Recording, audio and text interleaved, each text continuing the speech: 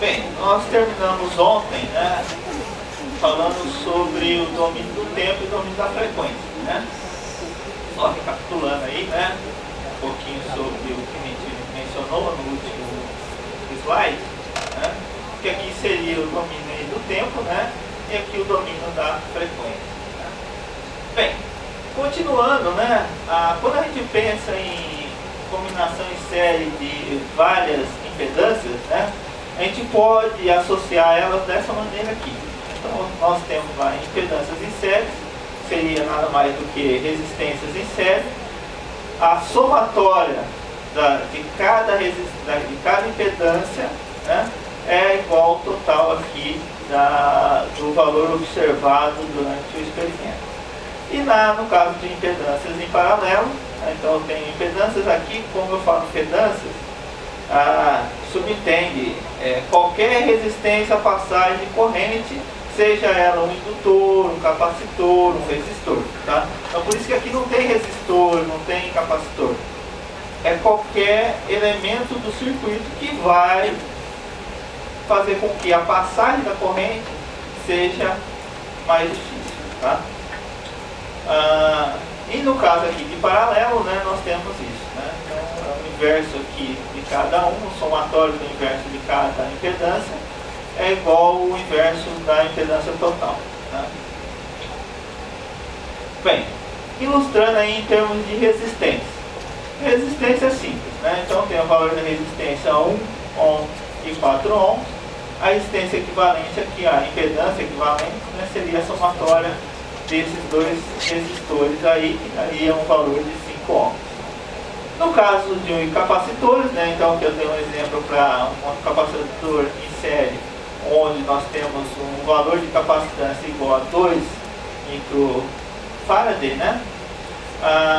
A somatória da impedância vai ser igual a essa aqui. Então eu tenho lá o valor de cada capacitor, né?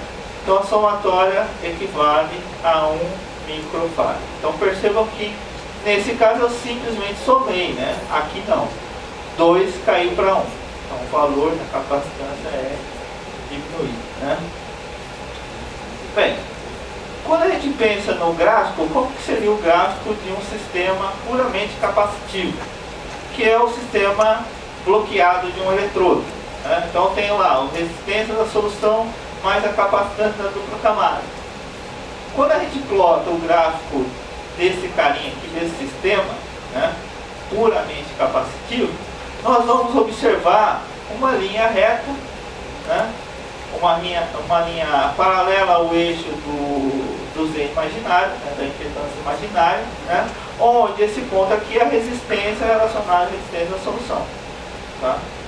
E a impedância que está variando aqui é a impedância do capacitor. Tá? Perceba que ele é constante, então a fase aqui é 90 graus. Né? Aqui tem os valores para esse circuito. Né? Nós temos aí 500, né? 200 picofarad. Né? Aí nós temos vários. Esse daqui é um valor realista, né, para uma amostra que tenha 1 centímetro de área, né, quadrada, né, e um revestimento em termos de espessura de 25 microns. Né? E a constante aí do material seria de 6. A frequência está variando de 0,1 Hz a 100 kHz. Lembrando que aqui é a frequência baixa e aqui é a frequência alta. Né? Então a frequência ela varia de menos para mais aqui. Então está saindo aqui menos e aqui indo para mais. Então aqui o último ponto aqui seria o 0,1 Hz. E aqui o último ponto 100 kHz. Né? Bem, como seria o gráfico então em termos do gráfico de Bode, né? Em termos de magnitude da impedância total versus a frequência? Seria essa linha aqui, né? Com essa inclinação negativa, onde mostra o comportamento da magnitude da impedância versus a frequência. Já no caso do ângulo de fase, nós teríamos esse comportamento aqui. Esse para esse sistema. Então lembrando lá que é esse sistema aqui, ou seja, um resistor e um capacitor que insere. Bem, e no caso quando a gente tem o capacitor em paralelo com o resistor, né? Então nós temos aí, nós já vimos aí nos slides anteriores, esse mesmo gráfico, mas não junto aqui, né? Então aqui nós estamos mostrando eles juntos com algumas informações a mais. Se o nosso sistema se assemelha mais a um resistor, ele vai se comportar com essa curva aqui, que é exatamente esse final aqui, ó. Tá vendo? Esse final aqui. Quando ele se comporta como capacitor, essa outra parte aqui do gráfico, tá? E nós podemos relacionar isso em termos das equações que descrevem cada impedância, né? Então aqui é a impedância mais do resistor, né? E desse lado aqui nós temos a impedância mais do capacitor, tá? E no centro aqui, né, esse sistema aqui é para uma constante de tempo igual a 1 aqui, né? Aliás, igual a 0, porque isso aqui está em forma logarítmica.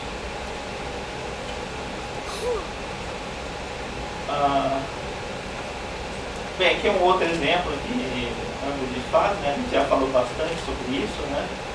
Não tem muita dúvida sobre esse comportamento, né? Então aqui nós temos a magnitude, o ângulo de fase. Aqui está mostrando que nesse caso aqui o ângulo de fase foi 45 graus. Ou seja, é o ângulo onde ocorre a inflexão da curva, né? Então esse ponto aqui onde está ocorrendo a mudança do comportamento, né? Esse sistema aqui é para um resistor de 10 ohms em paralelo com um capacitor de 0,1 farad.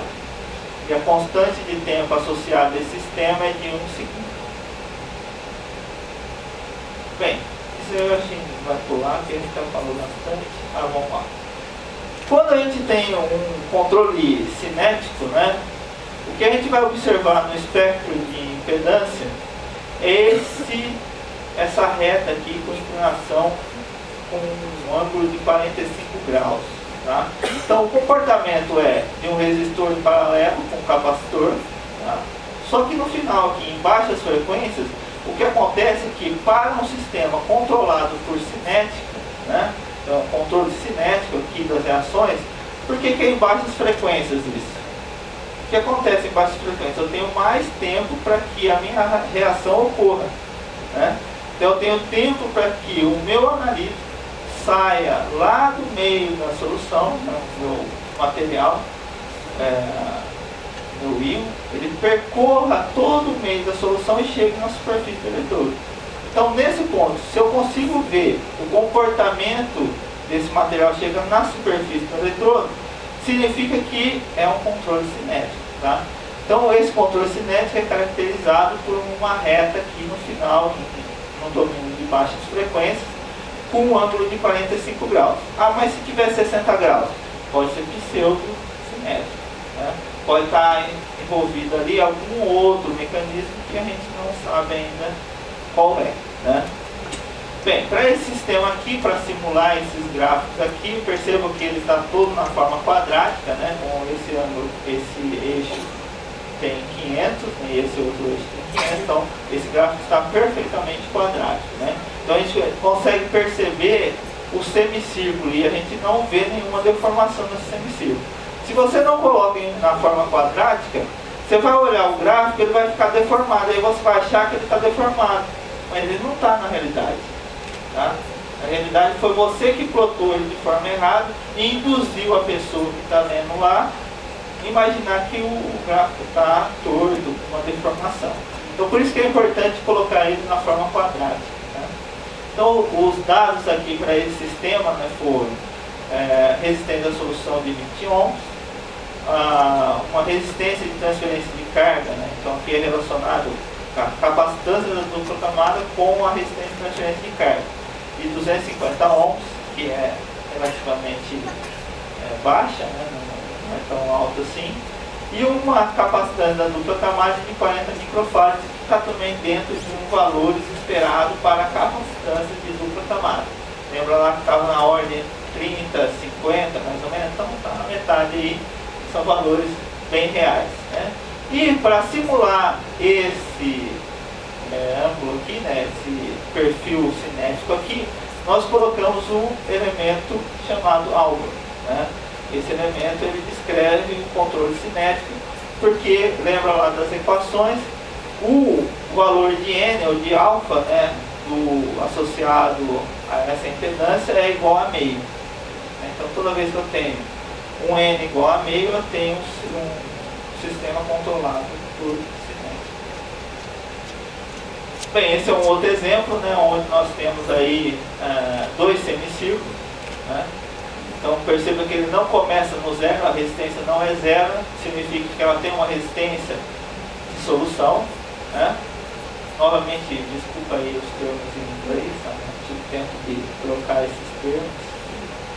Mas aqui é o seio da solução, né? O meio da solução, próximo ao eletrodo, ou na superfície do eletrodo aqui, ou o filme do eletrodo, né? Então você tem aqui dois sistemas em paralelo, né? Um que vai descrever o meio da solução, né? E o outro vai descrever a própria interface solução-eletrodo, né? E aqui no caso a resistência da solução, ela começa aqui nesse valor, então é representado por esse R aqui, está dando infinito aqui, mas é o R de contato. O outro R, o primeiro R está relacionado com... é que está invertido aqui, tá? Esse R aqui nesse aqui, e esse aqui nesse aqui, tá? É que é como se a gente estivesse vendo assim, tá? Inverte aí o sistema.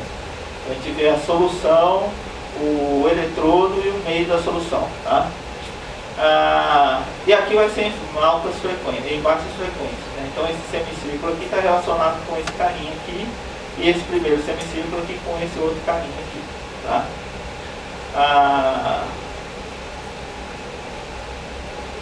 Bem, essa parte teórica toda a gente já terminou, né? Então a gente falou bastante sobre os vários circuitos, como descrever, qual que é as equações utilizadas, como fazer os cálculos, né?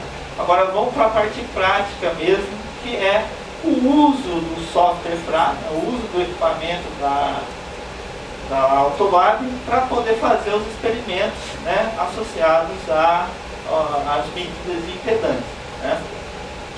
Bem, aqui já estou mostrando para vocês como que é a interface do software, né? Então o primeiro passo para que você possa fazer o estudo de impedância é saber quais são as frequências que você vai utilizar para fazer o estudo, tá?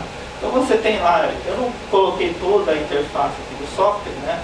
Mas você tem um ícone lá que você abre o procedimento, abre todos esses materiais. O próprio software ele já dá um procedimento, ele já abre a janela de procedimento, né? Que é essa daqui. Mas esses parâmetros aqui vai depender de você colocar ou você salvar os procedimentos que você já tem na cabeça, né? Mas para você fazer esses dados, né, a primeira parte é criar as frequências, ou seja, da onde você vai começar a fazer a medida e até onde você vai parar a medida, né? Bem, lembra que eu falei lá ontem, né, no curso, no curso, que essas frequências de impedância, elas são medidas fora daqueles valores encontrados nas frequências da rede, correto? Bem, então a gente vai tentar associar esses valores de frequências aqui de tal modo que o intervalo onde a gente vai pegar essas frequências sejam fora do intervalo associado com a frequência da rede normal nossa, tá? Bem, então apertando esse ícone aqui, nós vamos ter a abertura desse outro parâmetro aqui, né? Que é onde você vai escolher as frequências que você quer colocar na medida, né? Então você tem lá frequência inicial, né? Frequência final, o número de frequências e a amplitude do sinal na lista. Lembra lá o que a gente falou, que o sinal ele não pode estar acima do que? De 10 milivolts. Né? O ideal é fazer 5 milivolts, porque aí você não cai no limite. Né? Então você vai estar no valor menor, onde esse valor não vai representar qualquer problema posterior, onde possa interferir com a sua análise. Tá? Bem, então escolhendo aí a frequência inicial e a frequência final, né? Aqui foi escolhido 100 kHz, aliás, foi 10 kHz, e a frequência final 0,1 Hz. Né? O número de frequência, perceba que é 60, então ele vai mudar o sinal 50 vezes, né, por segundo. Essa é a frequência do sinal analítico, do sinal, da mudança do sinal da frequência. Tá? Qual que é da rede mesmo? É 60. Tá? Da rede é 60. Então a gente está colocando 50. A hora que a gente colocar 50 aqui e mandar calcular, ele vai abrir esse ícone. Se você aperta esse botão aqui, ele vai calcular todas as frequências que ele vai ser analisado. Tá? Ele vai fazer um cálculo de todas as frequências. Então, todas essas frequências ele vai analisar e vai dar amplitude do sinal aqui. Né? Aqui está escolhendo 10, né? Mas você pode escolher 1, 2, 3, 4, 5, até 10. Né? O máximo é 10, porque o 10 é o limite aí para não ocorrer nenhum problema e que o nosso sistema permaneça o quê? Linear. Né? Bem, outros parâmetros a gente não altera aqui, né? Continua o mesmo. Feito isso, você dá OK e ele fecha essa janela, ele volta para a janela do procedimento. Né? E na janela do procedimento, você tem que fazer algumas alterações aqui na janela do procedimento. Né? Que é, você vai pôr um tempo de equilíbrio nesse sistema. Aí você está perguntando, o que é esse tempo de equilíbrio? Para que isso? Quando a gente trabalha com eletroquímica, a gente precisa sempre que o nosso sistema, o nosso eletrodo, ele tem um potencial fixo dele. É um potencial que é natural dele. Todos os eletrodos, quando você imerge ele em água, ele tem um potencial que é característico dele. Ou o potencial que a gente chama de circuito aberto. Tá? Bem, esse potencial nunca é o potencial na onde você quer medir. Tá? Por exemplo, você quer medir no potencial 0 e o seu eletrodo, quando você coloca na solução, ele está pondo lá o potencial 0,5, 0,6. Tá? Então, quando você aplicar o potencial 0, o seu eletrodo que estava lá em 0,5, ele tem que jogar toda a sua estrutura para 0. Né? E isso é feito assim, rapidamente. Então você faz um estresse no eletrodo. Tá? Ele estava lá tranquilinho no estado fundamental, de repente ele ficou excitado de uma hora para outra. Isso daí cria o quê? Uma corrente, né, no eletrodo, vai criar um problema no eletrodo. Então você, para que possa fazer uma medida e que não haja interferência nessa medida, você coloca aí tempos de condicionamentos, né, no potencial que você quer medir. Para que esse eletrodo, quando você começar a fazer a medida, esteja no potencial que você quer e esteja tranquilo, estável. Bem, geralmente se põe aqui 5, 10 segundos, não mais do que isso, tá? E no potencial que você quer. Então ele vai deslocar o potencial do seu eletrodo, tá? No potencial do circuito aberto, para o potencial que você quer medir, vai deixar esse eletrodo naquele potencial, o seu eletrodo ele vai estabilizar a camada, né? Dupla camada, né? Ou mesmo a estrutura física dele, né? E com isso você vai ter uma medida mais precisa e sem interferência de algum outro sinal devido a essa mudança drástica de potencial.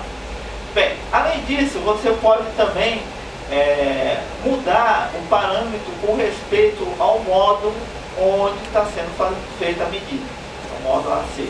Ele pode ser simples ou de múltiplos sinais. Tá? Geralmente é ideal fazer de simples, tá? Uma frequência simples.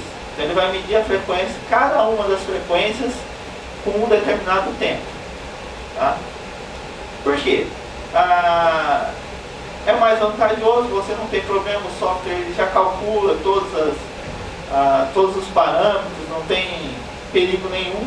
Mas se o seu sistema ele tem uma certa dificuldade de ficar estável, ou porque ele perde, ele se degrada facilmente, ou ele se altera rapidamente, ou ele tem algum problema onde a estrutura muda com o tempo, é preferível você mudar esse parâmetro aqui para múltiplos sinais.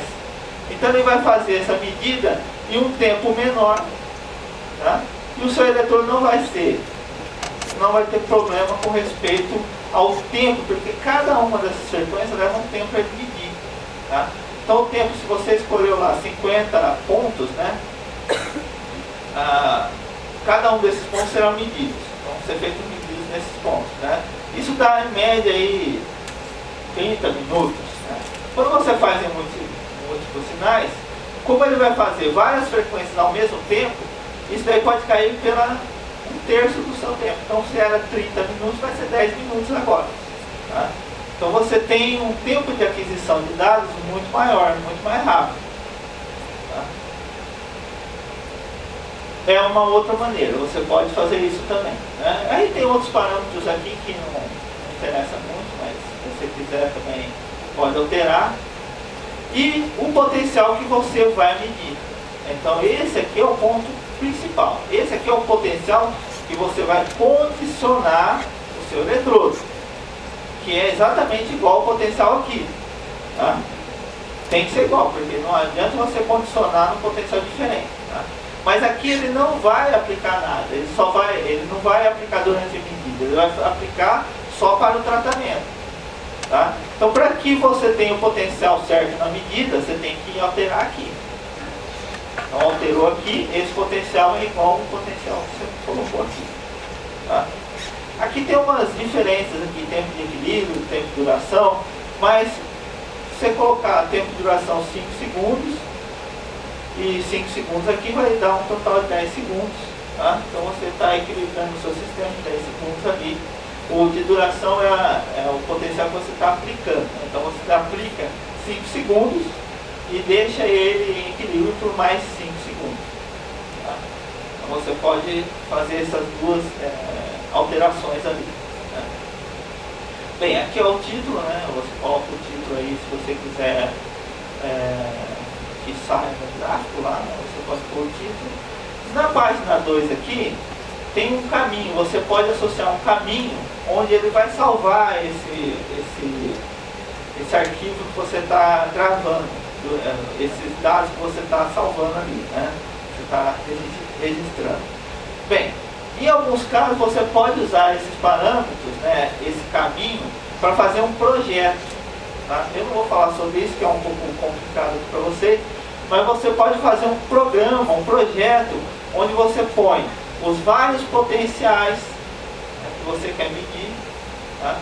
E dentro desses potenciais, você diz para ele, eu quero, após fazer esses potenciais, fazer uma voltametria.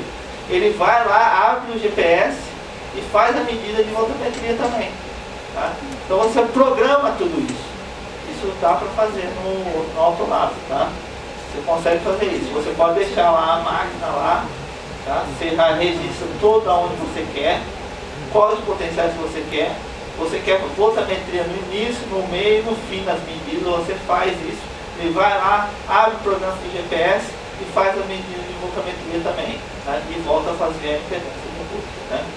Só que tem um detalhe, tá? Se eu não me engano, não pode ficar aberto o GPS, tem que ficar aberto o FRA, né? E o FRA é que chama o GPS para poder fazer as medidas. Então ele não reconhece o sistema. Não sei se agora já mudou isso com o novo software. Bem, falando sobre os gráficos, né, que a gente tem aqui, então o gráfico, o jeito que aparece os gráficos, né, você vai fazendo as medidas, você vai pondo os pontos aqui, né, então você tem lá impedância imaginária e impedância real, né? Então aqui você tem vários, né? Se você clicar aqui nessa janelinha, viu, ele vai aparecer esse quadro aqui, onde você vai colocar os vários tipos de plots, né? Então você tem lá o plot, que é esse aqui, né?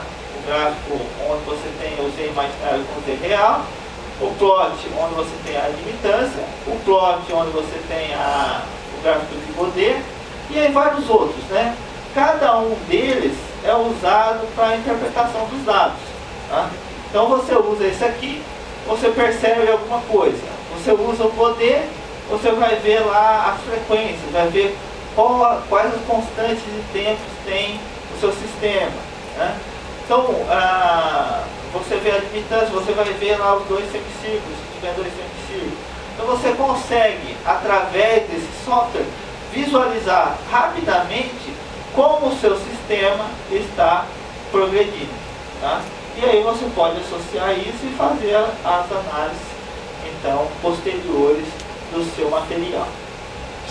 Bem, esse é o gráfico obtido de poder, né? Então ele plota junto o ângulo de fase, que é esse maisinho aqui, e esse outro aqui é a impedância total, tá?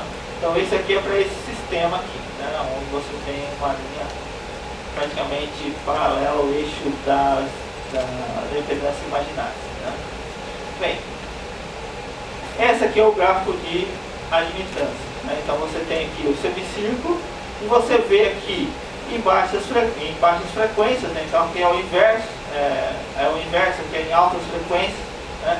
Diferente do plot onde você tinha impedância, né? Imaginário com impedância real, aqui era o que? Baixas frequências. Mas aqui, nesse gráfico de admitância, esse lado aqui do gráfico é altas frequências, tá? Então inverte. Na admitância, o que era alta vira baixa, o que era baixa vira alta, tá? E o gráfico é totalmente diferente. Então aqui eu tenho semicírculos.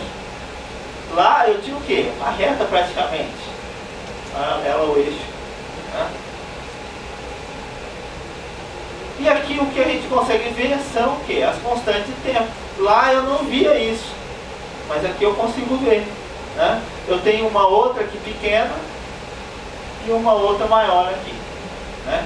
Além disso, se a gente passar uma reta aqui, nós temos pontos negativos. O que significava isso mesmo? Quando eu tinha impedâncias negativas em altas frequências? Indutância, né? E indutância é do sistema investigado, ou seja, do meu eletrodo, ou do aparelho ou da aparelhagem que você está usando. Esse é um sinal do meu eletrodo, ou é sinal do aparelho? Esse é o problema, né? Se a gente não sabe definir, se a gente não sabe a teoria, a gente usa esses dados como sendo dados do quê? Dados reais do seu eletrodo. Mas na verdade você não está vendo o seu eletrodo, você está vendo os cabos, os fios do seu equipamento. Então essa indutância aqui, ela é associada aos fios. Mas por que eu estou falando isso? A gente já fez esse estudo, tá? Não só eu, outros já fizeram, tá? Mas se você tem dúvida, você pode fazer também, tá? Como eu fiz. Então eu peguei lá uma dummy cell, né? Para aquele mesmo eletrodo, né? Peguei uma dummy cell, mesmo equipamento, e fiz o seguinte. Então eu tenho lá contra-eletrodo, o eletrodo de referência, uma resistência associada, uma capacitância, e uma resistência associada à capacitância ligada ao meu eletrodo de trabalho. Em outras palavras, quem já viu a dummy cell, né? É um sistema de resistores, capacitores, que você acopla ao seu sistema para fazer medidas para verificar se o seu equipamento está funcionando ou não, tá? O Autolab tem lá o seu equipamento de dummy cell, e você põe onde era o eletrodo de trabalho, você conecta aqui na dummy cell os eletrodos de referências e de contra-eletrodos nesse outro ponto aqui da dummy cell, tá? Fazendo isso, você vai lá, faz edita as frequências, faz as suas medidas e faz as medidas da mesma maneira que você fez com o seu sistema, tá? Então você observa o seguinte: se a resistência, né, ela for muito baixa aqui, o que você vai ver é que você vai ter um loop indutivo. Tá? Resistências altas não cria loops indutivos. Tá? Você não tem um loop indutivo em resistências altas. Então significa que essa resistência, a gente fez os cálculos, né? A gente observou que essas resistências aqui, né, essas indutâncias, aliás, eram da mesma ordem de magnitude que aquelas que a gente estava observando no nosso eletrodo, tá? Nesse aqui. Tá?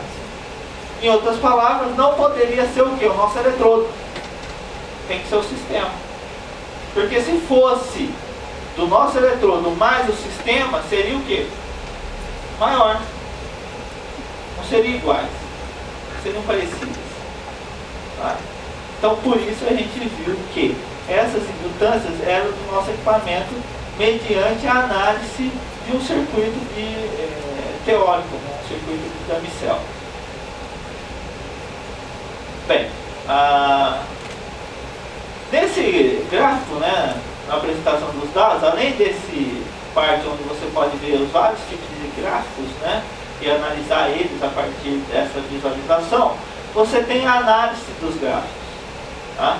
Então, a análise aqui, quando você clica no ícone em análise, você vai ter lá regressão linear, encontrar o semicírculo, encontrar os máximos e os mínimos, interpolação, informações de dados, né, entre outras coisas aqui. Além do teste de Kramer-Kronig e do fit e da simulação.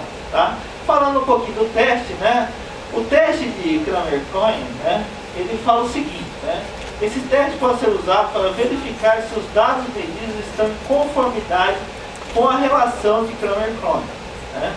Essas conformidades são, primeiro, a resposta está somente relacionada com o sinal de excitação.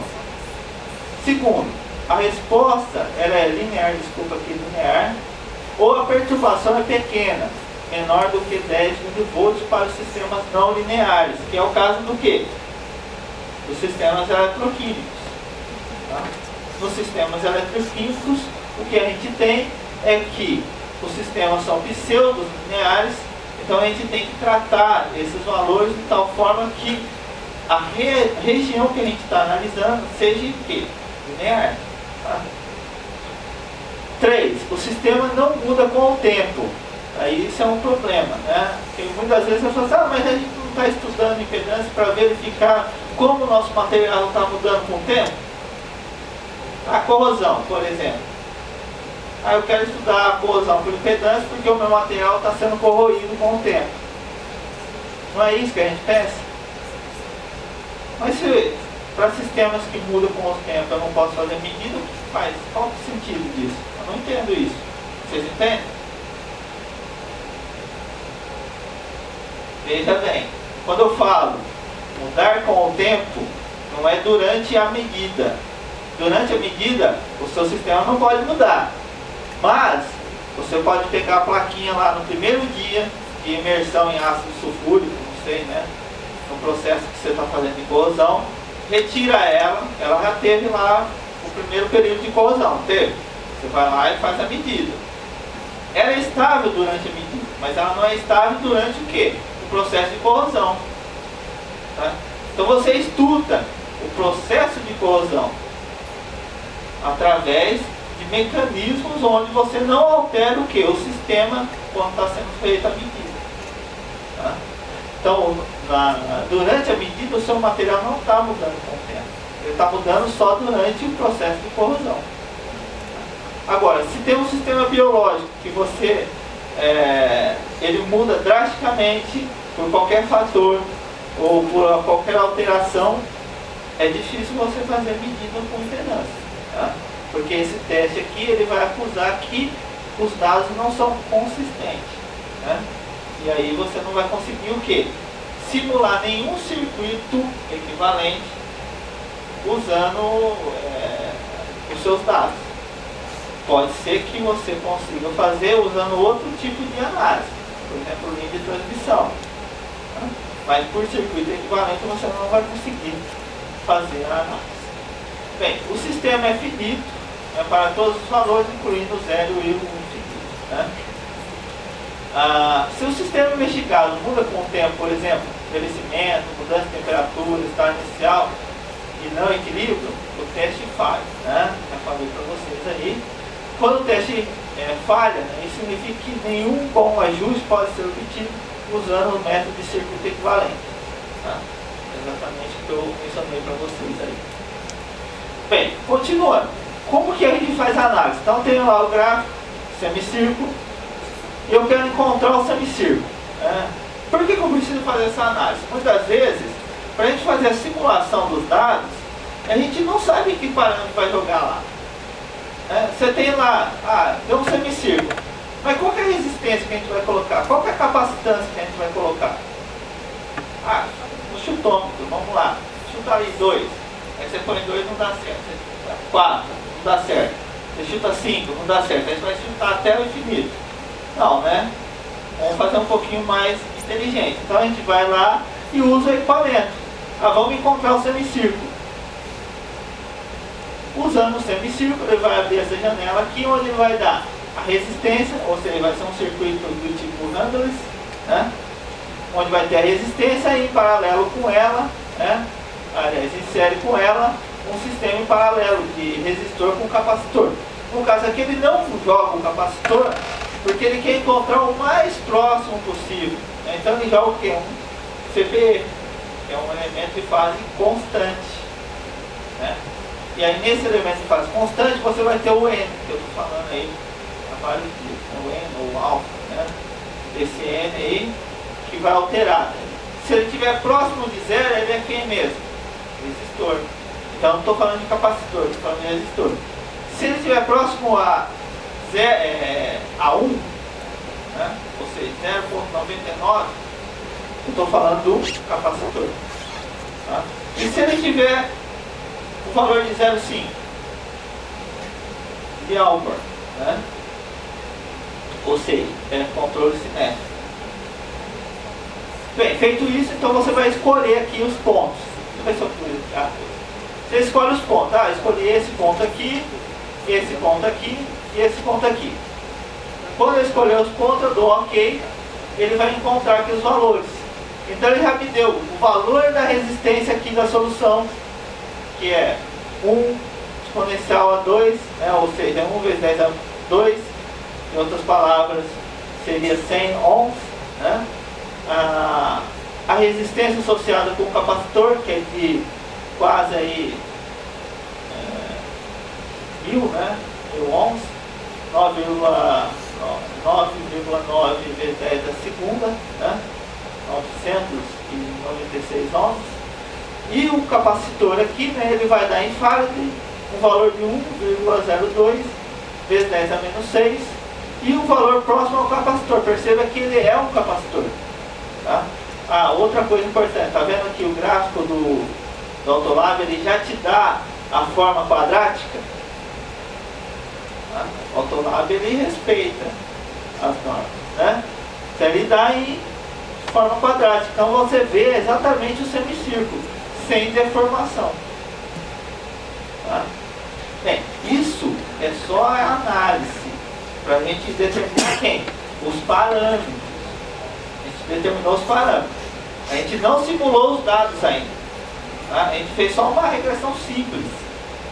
Fazendo essa regressão simples, a gente já determinou alguns pontos importantes que a gente vai anotar.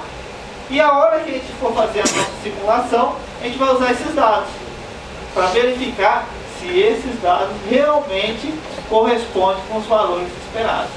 Né? Bem, outro parâmetro importante aqui, né, é a análise, encontrar os máximos e os mínimos. Nesse caso aqui simples que eu estou mostrando para vocês, né, é só para mera ilustração, né, de como analisar os dados. Em alguns casos é difícil a gente ver os máximos e os mínimos. Tá? Então você pode usar esse recurso aqui e você vai determinar os máximos e os mínimos. Isso daí vai ser um parâmetro importante para você saber quanto que eu vou pôr de resistência máxima no meu sistema e quanto de mínimo de resistência eu vou pôr no meu sistema. Tá? Eu já vou ter esses parâmetros mais ou menos. quando ele é difícil de analisar, como não é o caso aqui que eu estou mostrando para vocês. É um exemplo para didática, não é um exemplo real. Não, os exemplos reais são sempre mais complicados, sempre dá um pouquinho mais de trabalho. Mas usando essa metodologia, onde você vai seguir os passos, você consegue analisar qualquer sistema, qualquer eletrodo. Tá? É que ele deu, né? Então, impedância total, no caso aqui, impedância real, impedância imaginária, né? E os valores em cada frequência, onde está observando os máximos e os mínimos desses materiais, né? São valores extremamente importantes, né? Agora vamos para a parte mais interessante aqui, né? Que é a parte de simulação, onde a gente vai simular os dados experimentais. Bem, quando a gente clica aqui, né, nesse ícone aqui, vai abrir essa janela onde você vai introduzir aí os dados com respeito ao seu sistema. Então você já fez uma análise prévia, você viu que tinha um semicírculo, você viu que tinha resistência de transferência de carga, né, ou resistência à solução, você viu que tinha ele associado a uma capacitância.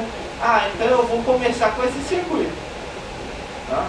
Então você vai lá e edita aqui o circuito. Você clica aqui, ele vai editar o circuito, vai abrir uma janela, essa janela aqui, tá? E aqui você vai escrever os parâmetros que você quer nessa janela. Eu quero um resistor que vai estar em série com um sistema em paralelo, onde eu tenho um Ezinho aqui que é um outro exemplo de circuito, que agora me falha a memória o que é isso aqui, que é associado também com, se eu não me engano, é o Lombard infinito, se eu não me engano. Tem um resistor e tem o Albor. Nesse caso aqui, como eu quero colocar esses elementos do circuito em paralelo, né, eu vou colocar ele em parênteses.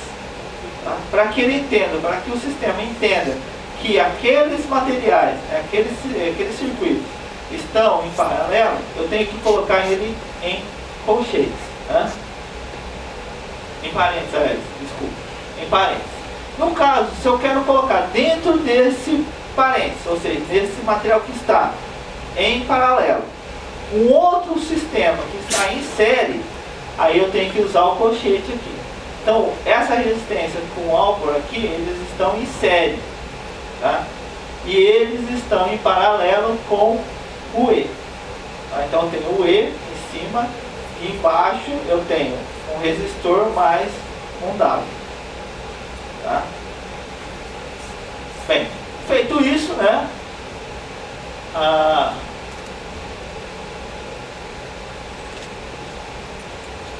Feito isso, né, nesse caso aqui, nós já sabemos que o nosso sistema é um semicírculo, que vai ter uma resistência associada com a solução. Então, é um sistema simples, né? É o mais simples que a gente pode encontrar, chamado de Handler, né? Bem, você vai lá, clica em cada ícone aqui e altera o valor aqui. Então, eu clico aqui, ele aparece o valor aqui, eu vou lá e altero esse valor. Tá? Põe o valor, qual o valor que a gente vai pôr ali? Os valores que a gente observou aqui. Né? Esses valores aqui que a gente vai colocar. Como a gente já sabe que o CPE aqui é um capacitor, não precisa colocar um CPE. Pode ser um capacitor mesmo, por isso que a gente está pondo lá o C. Tá? Que representa o capacitor. Com esse valor aqui de capacitância. Esse valor de resistência 1 e esse valor de resistência 2. Resistência 1, 100 ohms. Resistência 2, 997 ohms. Feito esses valores aqui, você clica nesse ícone aqui e ele vai fitar. Então ele já fitou aqui, ó. E ele vai ajustar os valores. Perceba que aqui ele já passou, não é 100, é 100,4. Um erro estimado bem baixo. Esse erro aqui é muito bom. Tá? Esse erro aí é nada. Nós consideramos que alguns circuitos, você não consegue simular com erros menores do que 5, 6, em alguns casos até 10%. Tá? Maiores que isso, aí eu sugiro que você não coloque ele no fit. Se o seu dado está dando valores maiores do que esse, né? Então você fez lá o cálculo, você já determinou pelo semicírculo, né, anterior, que a sua resistência era tal. Quando você faz a simulação, o erro dela deu 20%. Está errado, mas você sabe que ela é 10 ou 100 ohms. Você sabe que ela é 10, né? 100 ohms também. Então significa que esse valor não está errado. O equipamento é que está corrigido de forma errada. Então você não joga ele no fit. Você desmarca ele do fit. Você faz com que ele seja fixo. Ele não vai entrar na simulação, tá? Para fazer os cálculos.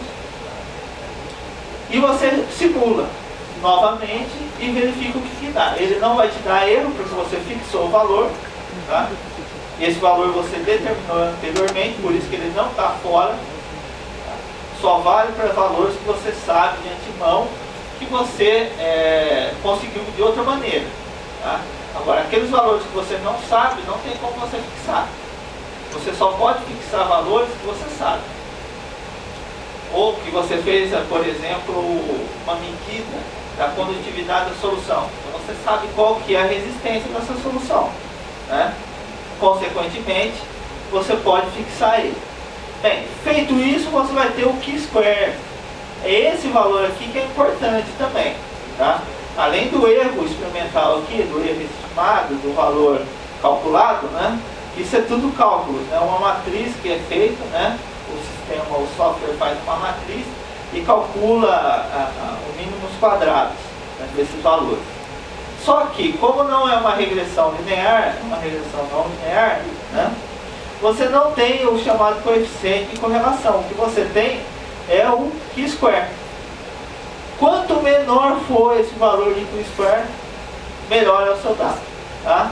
Então, para que você tenha uma simulação adequada, o erro tem que estar abaixo de 10%, né? E o Q-square tem que estar abaixo de menos 3. Tá? Então, os valores têm que ser menos 4, menos 3, menos 5, menos 6. Tá? Se for menos 2, não tem algum problema. Tá? Com certeza, o seu erro, você não consegue ajustar o seu erro, né? Você não consegue ajustar o seu sistema, ou tem algum problema já com os dados, né? Aí você volta lá e faz o teste de Kramer para verificar se seus dados estão corretos ou não. O teste de Kramer, acho que eu não pus aqui, né? Acho que eu não pus aqui. Mas ele tem que estar na ordem aí de menos 5 também, menos 6, tá? Valores bem baixos. Né? Se der alto aí, significa que tem algum problema com sua medida, aí o ideal é fazer novamente a medida. Ou porque o sistema sofreu alguma alteração, ou porque o seu sistema não é estável naquele meio que você está fazendo as medidas. Né? Bem, esses aqui já são os valores da sua simulação. Né? Então você tem aqui, perceba que não é simplesmente, aqui está mostrando como se fosse união de pontos, tá?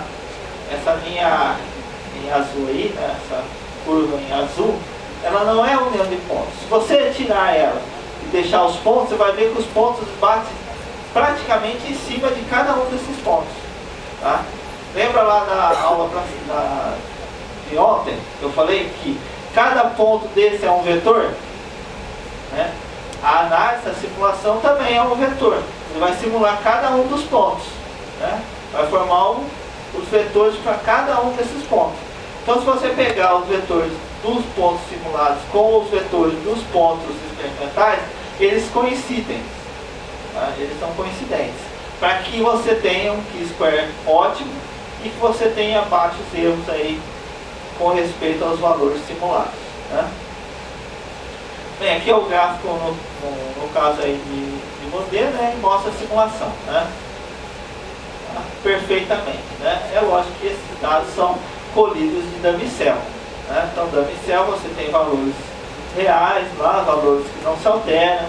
Né? Então, você consegue simular perfeitamente. Então, esses são dados tinta micel. Tá? Por isso que dá perfeito assim. Tá? Na realidade não dá assim não. Tá? Na realidade, para você conseguir resultados assim, ó, o aluno tem que ser persistente. Tem que gostar muito. Né? E tem alguns alunos aí que não gostam muito não. Tá? Não vou citar nomes. Tá? Não criar polêmica. Bem, mas lembre-se, os circuitos elétricos não são únicos, tá? Uma boa simulação não é suficiente para validar o modelo, tá? Esse é o ponto crucial, porque o aluno vai lá, pega um modelo de circuito, começa a simular, beleza, deu tudo certo, eu fiz super baixo, erro excelente, mas e aí? Esse modelo que você está usando, explica o comportamento real do seu sistema? Né? Aí é a dúvida, né? Então aqui eu estou mostrando alguns sistemas de circuito, né, que apresentam o mesmo perfil de impedância. Olha só que coisa louca, né? Esse carinha aqui, eu posso simular dessa maneira e posso simular dessa maneira aqui. Eles dão a mesma impedância. Por isso que na hora que você está fazendo a análise, você tem que saber exatamente o que trata o seu sistema. Não basta você dar lá um circuito e falar assim, o meu sistema se assemelha a esse cara aqui. Tá, qual o significado físico dele? Não sei. Né? Tem gente que chega nas bancas de defesa de dissertação, de doutorado, pô, deu certo esse, eu usei esse. Dá para acreditar? Eu não acredito. Né? Então, para que você tenha valores reais, né, você tem que saber exatamente, mas por que tem esse resistor aqui? Por que o sistema é desse jeito? Por que você não escreveu desse jeito? Ou por que não é desse jeito aqui? Porque eu gosto daquele lá, é mais bonitinho. Né? Então, na hora de escolher o sistema, você tem que saber exatamente o que você está fazendo. Tá? Aqui outros exemplos, né, que representam o mesmo comportamento de impedância. Isso é real, tá, gente? Existem várias maneiras de você escrever, de você criar circuitos elétricos que simulam a mesma impedância. Tá? Então, antes de você simular, você tem que saber como se comporta o seu sistema. Sabendo como se comporta, você pode usar o circuito equivalente que você quer. Né? Olha só que diferença, né? Esse carinha com esse aqui. Né? Bem, agora partindo aí um pouquinho mais para as aplicações, né? Hoje eu acho que eu dei uma acelerada, né? Conseguia terminar rápido. Esse foi um dos primeiros pioneiros aí, né? Os carinhas que começaram a fazer alguns estudos usando soluções aí, né? Então nesse estudo aí, né, ele tentou usar a espectroscopia de impedância eletroquímica, né, para estabelecer alguns parâmetros com respeito a essa reação, né, do eletrodo de mercúrio com esse carinha aqui, né, o zinco e o zinco 2+ em solução de perclorato de sódio nessa concentração aqui, né. As concentrações eram variadas, né, elas mudaram em função das medidas, né. Aqui eu vou mostrar para vocês os valores. Então tem aqui a relação de concentração, né, e os valores de resistências que eles observaram, né, em função aí da presença do zinco em solução ou não. Né. Com respeito às equações, a partir dos valores obtidos pela resistência 2, né, que eles observaram aqui no sistema, eles conseguiram determinar a constante da velocidade da reação de acoplamento aí do zinco com o zinco 2+ na superfície dos eletrodos de mercúrio. Né? Então, usando dados de impedâncias, isso aí de 1960. Hoje a gente já faz outras coisas muito mais avançadas. Né? Então, aqui é um exemplo clássico de como a gente pode utilizar a espectroscopia de impedância eletroquímica para estudar sistemas, né, onde você tem reações de acoplamento e parâmetros cinéticos com respeito àquelas reações. Né? Basta só saber manipular um pouquinho as equações de cinética. Né? Eu não falei muito de cinética aqui, porque como vocês, alguns já não nem estudaram isso, né, nem tiveram físico-química ainda, né, então não entrei em detalhes sobre cinética e nem a fundo com conceitos de eletroquímica. Tá? Eu tentei falar um pouco mais superficial para que não ficasse um curso muito complicado para vocês, apesar da impedância já ser complicada, né? Era bastante complicado. Se eu fosse entrar em mais detalhes complicados, seria mais difícil para vocês. Bem, se você não conhece a estrutura e a parte física, o valor numérico do Q-square não pode ser usado para assegurar a qualidade da regressão, né? Então esse é outro parâmetro importante aí que eu gostaria de deixar claro para vocês. Bem, agora eu vou falar de uma parte que eu fiz, né, num trabalho que eu fiz, né, no meu mestrado, finalizando com o doutorado, que foi a investigação dos filmes de óxido de rutênio e tanto, né? Então era um estudo da passivação e das propriedades elétricas e do processo de carregamento desses filmes. Foi feito por mim e pela professora Dalgisa Rodrigues de Andrade, que foi minha orientadora, né, de mestrado e doutorado, né, que deu a palestra ontem para vocês aqui. Esse trabalho foi feito lá no Departamento de Química, na Faculdade de Filosofia e Ciências Letras de Ribeirão Preto, né? E a gente estudou o seguinte, né? Nós preparamos esses materiais, né, esses eletrodos, né, de óxidos. Eles são bastante usados na indústria. Quem está fazendo química aplicada sabe, né? A indústria de cloro-sódio, né? Que são os elettrodos chamados anodimensionalmente estáveis, né? Na composição lá dos ânodos, a gente tem, na verdade, rutênio e titânio, né? A gente alterou um pouquinho, colocou o tântalo, que é um material um pouquinho mais caro, né, hoje em dia, comparado ao titânio, porém ele apresenta propriedades muito melhores, né, em termos de processo de corrosão, né, processo de degradação, e mesmo apresenta alguma atividade catalítica, né, com respeito à reação de desprendimento e formação de oxigênio, né. Então foi por isso que a gente tentou usar ele e fez bastante coisa com ele, né. A gente preparou esses materiais através de um método comum, né, que é o chamado método de Pettini, que prepara as resinas poliméricas. A partir dessas resinas a gente faz todo um tratamento da onde vai ser colocado esse material, né? No caso aqui a gente usou um suporte de titânio. Esse titânio era então previamente tratado e após o tratamento era feita a deposição de uma solução precursora onde tinha várias composições desses materiais, né? Se eu não me engano eu fiz mais de 10, mas nesse estudo aqui tem 5 ou 6, 4 ou 5, aliás, 4 ou 5 composições onde a gente fez o estudo aí, variando a composição em termos de rutênio e tanto, partindo aí de 10% de rutênio, e aí vai, né? 10, 30, 50 e, se não me engano, 80% de óxido de rutênio, e aí proporcional à quantidade de tântalo, né? Bem, aí foram feitos vários estudos de impedância, né? Esses estudos aí demoraram aí quase um ano para sair, né? Tentar descobrir como fazia a interpretação desses dados, né? Mas aqui eu estou mostrando um gráfico, uma representação dos valores que a gente observou e do comportamento que a gente observou. Esse aqui é para o rutênio com 80%, né? O eletrodo com 80% de rutênio, né? E 20% de tântalo. Então você percebe que o comportamento é quase capacitivo, né? Esse estudo foi feito em função do potencial aplicado, tá? Então tem aqui 0,2, 0,4, 0,6 e 1, se eu não me engano, tá?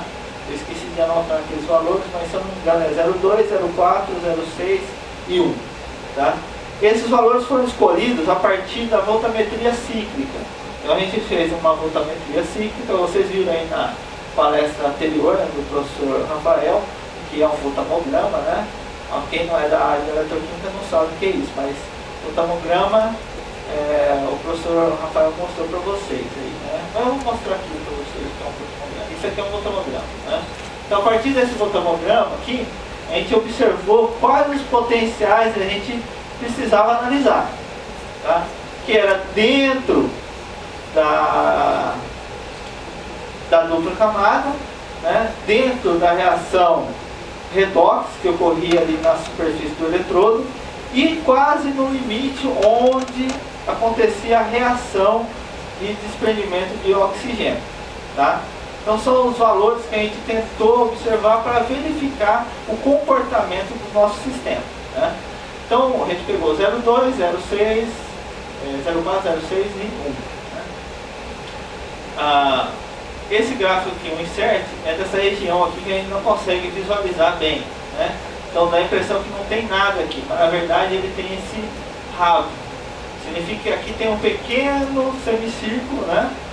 Que ele acontece rapidamente e novamente ele começa um novo semicírculo. Na verdade, esses parâmetros aqui, né, quando a gente vê que o gráfico ele está paralelo, quase paralelo ao eixo da impedância imaginária, não significa que esse é o fim das medidas, significa que esse é o começo de um semicírculo gigante, né? Então a gente está vendo um pedacinho do semicírculo com uma resistência de transferência de carga, ela é extremamente alta nesses potenciais. A gente vê que o semicírculo ele vai terminar lá longe, né? Então a gente está vendo só o começo dele. Percebe que quando a gente vai aumentando o potencial aqui, o semicírculo vai o quê? Diminuindo. Por quê? Se a gente pensar lá no gráfico, né, você está indo para a região aqui onde vai começar a reação de desprendimento de oxigênio. E quando ocorre a reação de desprendimento de oxigênio, o que a gente tem é uma reação, né, na superfície do eletrodo. Consequentemente, se está ocorrendo reação, não é um processo mais o quê? Capacitivo. É um processo paradáico. Então vai começar o quê? Competir lá o resistor com o capacitor, né? Consequentemente, né, a resistência lá de transferência de carga que está aqui vai ser menor. Então o semicírculo começa a diminuir, né, devido à ativação desse material e chegando próximo à estrutura onde ocorre a reação, né? Mas o que acontece com o 6? O 6 não deveria estar mais próximo aqui? Por que ele está caindo?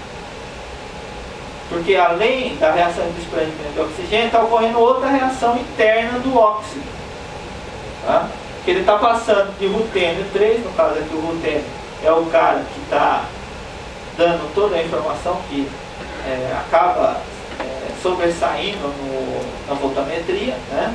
O tântalo ele não aparece, quem aparece mais são as transições do rutênio, né, do óxido de rutênio, que ele é o material ativo, né, no sistema, né, no eletrodo. Consequentemente, se a gente olhar aqui, ó, esse pico aqui está relacionado com as transições redox do rutênio, passando de rutênio 3 para rutênio 4. Tá? E é por isso que nesse potencial você tem o que? Uma influência dessa reação, consequentemente a resistência de transferência de carga ela se altera também, diminuindo. Tá? Bem, a reação aqui seria essa aqui, tá? O óxido de rutênio na presença de água, formando aí o óxido de rutênio hidratado. Tá? Essa é a reação clássica para explicar esse comportamento. Bem, além disso, a gente também mostrou como que está variando aqui o ângulo de fase em função da frequência, né? Perceba que em baixas frequências, né, nós temos aí o sistema se comportando conforme vai mudando o potencial aqui da aplicação, né? Esse potencial aqui é esse aqui, né? Ou seja, 1 volt, ele vai tender a diminuir esse ângulo de fase, né? Se a gente pegar o ponto de inflexão aqui dessa curva, nós vamos ter aqui a constante de tempo. Perceba que nós só estamos vendo no gráfico de poder, né, no gráfico onde está botando o ângulo com a frequência, a gente só vê um sistema como se tivesse um resistor e um capacitor em paralelo. Não parece que tem dois, parece. Se tivesse dois, eu teria um outro aqui, não teria? Parecido com esse, menor. Mas a gente consegue ver aqui que tem, né? É que aqui a gente só está vendo um deles. Lembra lá da aula? Né? A aula de ontem eu falei, né, que na maioria das vezes a gente só consegue ver uma constante de tempo. O sistema pode ter várias, mas como ele acaba sobressaindo, ele acaba mascarando as outras constantes de tempo. E a gente só vê uma. Né? E é exatamente isso que a gente está vendo aqui, uma só. Né? Mas na verdade ele tem duas. Que a gente observa aqui, a primeira aqui e a outra que é gigantesca. Né? Bem, então para validar os nossos dados de impedância, a gente usou, né, todos os recursos possíveis. A gente analisou aqueles primeiros dados de indutância lá, foi desse sistema aí. Né? Então a gente fez os dados, colheu os dados de indutância e verificou que a indutância não era do nosso sistema, era do equipamento. Então a gente foi lá no gráfico e apagou todos os dados de indutância, que aqui tinha uma reta aqui, ó, de indutância. A gente apagou, porque isso aí vai interferir na análise dos dados. Então a gente vai lá e deleta os pontos. Isso aqui não significa nada. Em outras palavras, seria a mesma coisa a gente começar as frequências nesse ponto aqui de frequência. Como a gente não sabia, né, a gente começou nas frequências que a gente sempre está associado aos sistemas eletroquímicos. Mas se você já sabe de antemão que a partir desse ponto de frequência, o que a gente está vendo é o equipamento, você não precisa começar lá em 100 kHz. Você pode começar em 80, tá? Em 10 kHz, que aí você não vai encontrar pontos relacionados com a indutância do equipamento. Tá?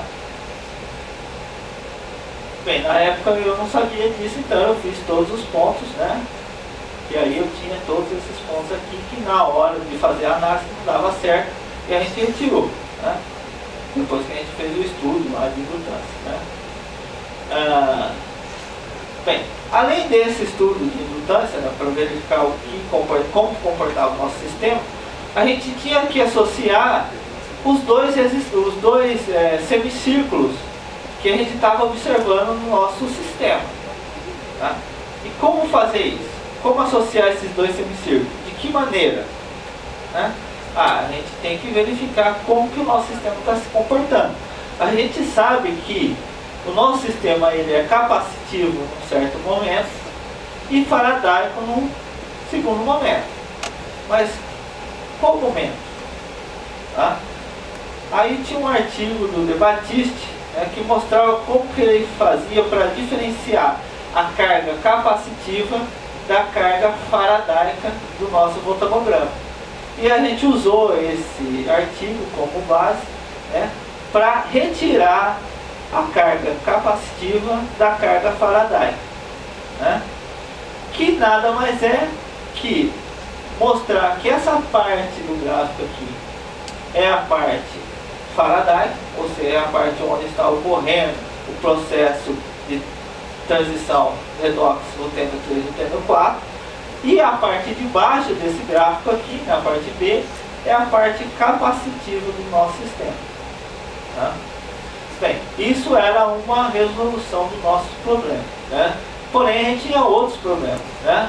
Esse resolvia uma parte. Né? Qual que era a outra? A outra, o nosso sistema, o nosso eletrodo, era o titânio, né? Titânio metálico, revestido então com o óxido. Eu não mostrei aqui o gráfico, né? Eu até esqueci de fazer isso, né? Mas a gente fez um estudo de microscopia, né, eletrônica, onde a gente pegou essa superfície do eletrodo e fez uma análise dessa estrutura aqui. Tá? Então a gente verificou que a estrutura era titânio, uma mistura, mais o nosso óxido puro. Tá? Então isso foi feito um estudo antes para chegar nesse desenho aqui. Tá? Não foi feito, eu acho que é assim, não é assim não. Tá? A gente fez um estudo de microscopia eletrônica de varredura, onde a gente fez uma imagem. Eu não pus ela aqui, mas eu tenho no computador, se vocês quiserem ver depois, a gente pega lá. Ou mesmo vocês entram no artigo, né? Tem essa figura no artigo lá. Você entra nesse artigo aqui, ó, tem as figuras lá sobre essa estrutura. Então a gente fez um perfil de EDX mostrando a composição de cada componente da estrutura, tá? Então a gente percebeu que era titânio, uma mistura entre óxido de titânio, óxido de tântalo, óxido de rutênio, mais a camada pura do rutênio, tá? Pura do rutênio com o tântalo, né? Bem, então os semicírculos estavam associados, primeiramente, a um capacitor interno, onde eu tinha lá o titânio mais um dielétrico aqui, que era uma mistura dos vários óxidos presentes, e o óxido condutor. Lembrando que essa camada aqui, nossa, é muito condutora, tá? O óxido de rutênio, nessa proporção aqui de 80%, é extremamente condutor, tá? É igual um fio de cobre. Tem a mesma propriedade condutora aí de materiais bem condutores, né? Consequentemente, era como se fosse titânio, que titânio aqui é um capacitor, né? Essa é a estrutura do capacitor. Então eu tinha associado a essa estrutura o quê? O CPE do capacitor, tá? Além desse, nós tínhamos o quê? Acoplado a ele o CPE associado com a resistência, com a transferência de carga rutênio 3 e rutênio 4, que é esse outro aqui, tá? Junto com ele eu tinha resistência de transferência de carga, e além dele nós temos o quê? A capacitância do nosso filme, que é a capacitância da dupla camada, tá? Então, através desse circuito aqui, a gente descrevia todos os espectros de impedâncias que a gente observou, todos, tá? Muitas vezes os caras tem artigos, né, que chegam para dar parecer e falam o seguinte: o meu sistema tem um circuito, aí depois ele tem outro circuito, aí depois tem outro circuito, né? Não pode ser assim também, né? Pode ter, é lógico que tem, né? Mas você tem que analisar de tal forma que todos os seus dados coincidam com o mesmo circuito. Não adianta você pôr vários circuitos, vários componentes, o seu sistema ele vai simular perfeitamente os seus dados, porém você não vai ter uma explicação lógica sobre aquele circuito, né? Então você tem que analisar de forma a explicar logicamente o que você está propondo. Bem, mas aí a dúvida era o seguinte: mas será que esse CPE aqui, esse elemento de fase constante, está relacionado mesmo à transferência de carga do rutênio 3 para o rutênio 4? Como que eu provo isso? Onde que eu tirei isso? Quem falou que é? Só porque eu quero? Não, né? Eu tenho que provar. Se eu estou propondo, eu tenho que provar. Como que eu fiz isso? Bem, a gente foi então e fez um estudo dessa área, né? E calculou a quantidade de sítios ativos baseado na capacitância dessa área aqui, né? Mostrando que isso aqui estava associado a essa reação aqui, tá? Então a gente fez esse cálculo. E a gente pegou os valores da capacitância que a gente observou nos dados de impedância, né? E comparou esses valores, né? Então eu tenho uma tabela onde eu tenho os vários eletrodos investigados, né? 10, 30, 50, 80, composição em forma de rutênio, né? Tenho a capacitância, a carga da dupla camada, né? A carga faradaica e a carga associada ao processo aí, a total, aquela total. A carga total é pegar o voltamograma inteiro aqui na parte anódica. Então, pegando a carga total, eu tinha carga faradaica, que é a parte A, e a carga da dupla camada, que é a parte B. E a gente comparou esses valores, né? Então eu tinha lá a capacitância do voltamograma, né, obtido por esse valor aqui, e a capacitância obtida então pelo processo de impedância. A partir desses valores a gente calculou o número de ciclos ativos, e a gente percebeu que os números de ciclos ativos estavam na mesma ordem de magnitude, né? Então eu tinha uma resposta dos valores de impedância igual aos valores da voltametria. Então eu consegui, lembra na última aula aí, né, que a gente falou, que para que você possa validar o seu processo, você tem que comparar com algum dado obtido por outra técnica.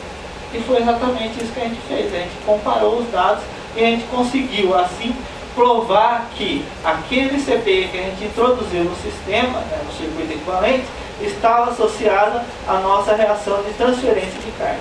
Né?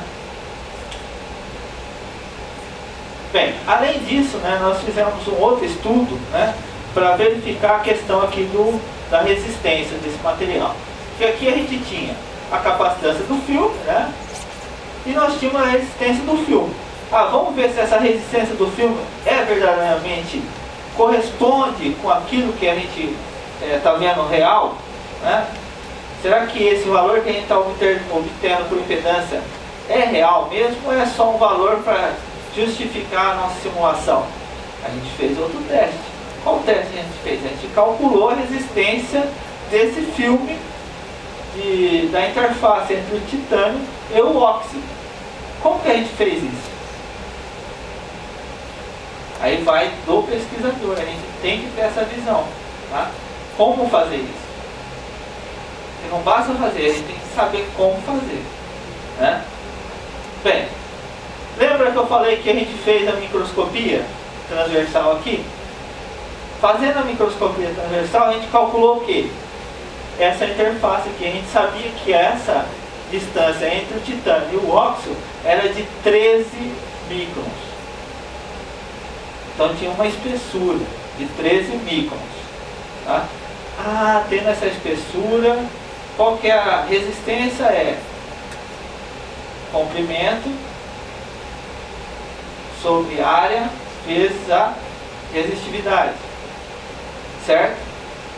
Bem, a gente tinha a resistividade do titânio. A gente não tinha a resistividade de quem? Dos óxidos de tântalo e de rutênio. Mas como a gente sabia que essa parte aqui, que vai dar mais resistência, porque a gente sabe que o rutênio é condutor, né, e o tântalo estava em menor concentração, né, quem daria mais resistência era o titânio. Tá? Então a gente calculou a partir desses valores, a gente obteve lá o valor de resistência, né, tinha resistência, tinha a área do eletrodo, a área era de 2 cm², a espessura, 13 microns. A gente calculou a resistividade.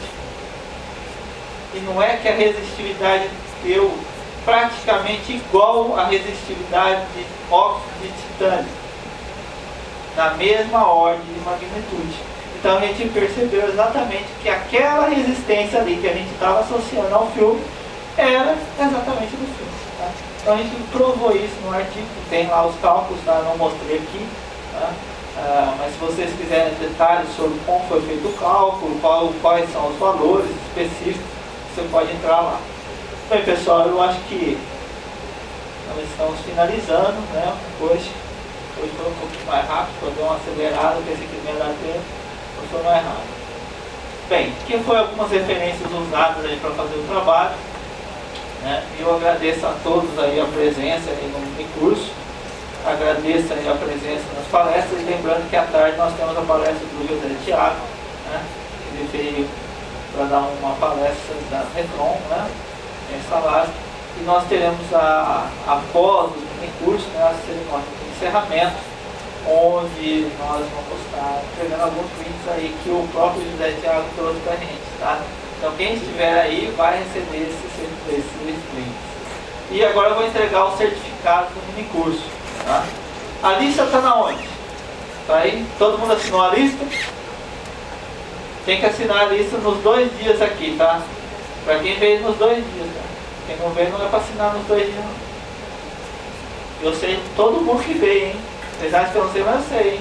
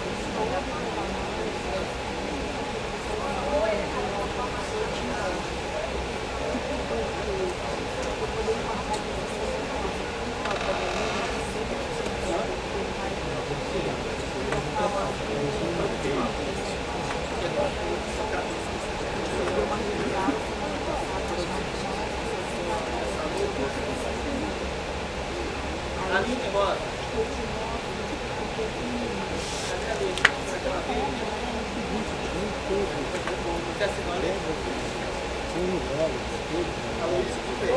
manda pra mim. Você tem que deixar o meu.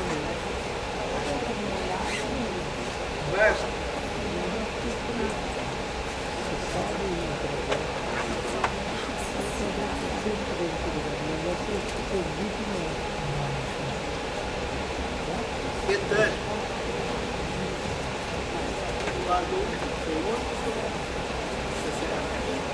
A do I. Bruno.